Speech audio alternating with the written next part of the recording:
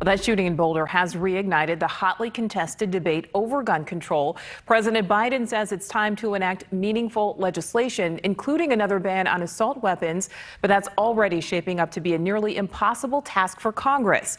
NewsNation's Trevor Shirley is in D.C. with more.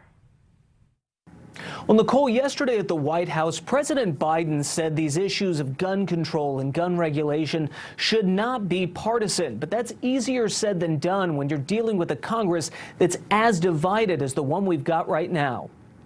Also during his brief remarks yesterday, President Biden called on the Senate to pass two gun control bills that have already been passed by the House. Both of those bills would expand background checks, including between private parties. But Senator Joe Manchin, a Democrat from West Virginia, said he would oppose both of those bills. It shows the hesitancy, even within the Democratic Party, to confront what is still a white-hot political issue. The president also called for a new ban on assault weapons, the last of which passed in the 90s during the Clinton administration, but then expired in 2004 under President George W. Bush. Keep in mind, any new legislation on gun issues would have to clear the 60-vote threshold needed in the Senate, and at this point that looks very unlikely. Even Republicans who had previously supported compromise on expanded background checks, like Senator Pat Toomey of Pennsylvania, say they can't support the two bills the president wants passed, but some say they are open to the idea in general. The idea of banning assault weapons, I don't think has any chance of passing in the Senate. A lot of this is mental illness that was not detected, not treated, but I would like to beef up the background system in a credible way.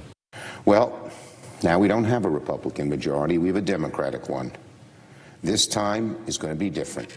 A Democratic majority in the Senate is going to act. I have committed to put legislation to expand background checks on the floor of the Senate. We will debate it. We will vote on it. And some Democrats have raised the idea of getting rid of the filibuster. That way they could get legislation through Congress with just a simple majority.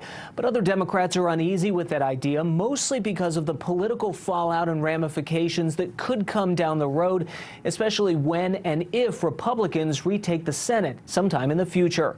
Reporting in Washington, I'm Trevor Shirley for NewsNation. Nicole?